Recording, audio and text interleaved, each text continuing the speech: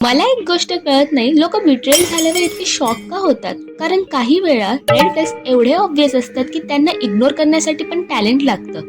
मी एक recently movie बघितली होती. त्यात एक मुलगी असते, ती स्वतःला क्वीन समजते, पण तिचा स्वभाव ॲटिट्यूड पेक्षा खूप पुढे गेलेला असतो.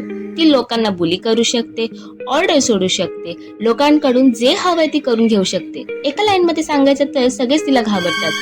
तिला वाटत असतं की या गेम मध्ये कंट्रोल फक्त तिच्याकडे आहे. पण मग एंट्री होते एका नवीन मुलीची, जी एक फायटर असते.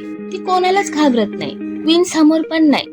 आणि इथे मला वाटलं, चला आता कोणीतरी क्वीनला तिची जागा दाखवणार. पण मला या मूवी मध्ये सगळ्यात इंटरेस्टिंग पार्ट काय वाटलं माहितीये? लॉयल्टी.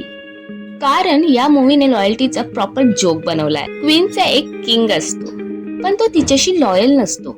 का? कारण त्याला ही नवीन फायटर मुलगी आवडायला लागते.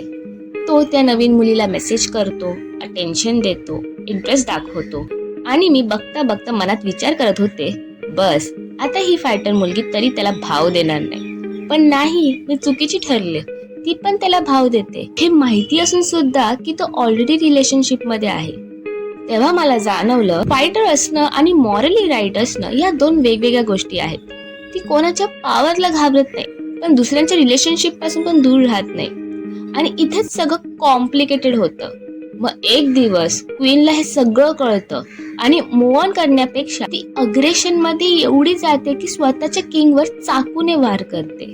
आणि इथे मला एकच प्रश्न पडला, खरा प्रॉब्लेम किंग होता, फायटर मुलगी होती, की क्वीनला फक्त हरायचं नव्हतं?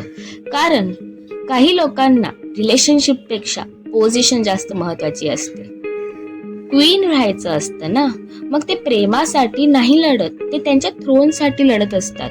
आणि इथे मला जाणवलं की पिक्चर अजून बाकी आहे. तुम्हाला ही स्टोरी फॉर्मॅट आवडली असेल तर नक्की कॉमेंट मध्ये सांगा, कारण या मूवी मध्ये अजून खूप काही घडायचं बाकी आहे आणि ते आपण नेक्स्ट ब्लॉग मध्ये नक्की बघू. बाय.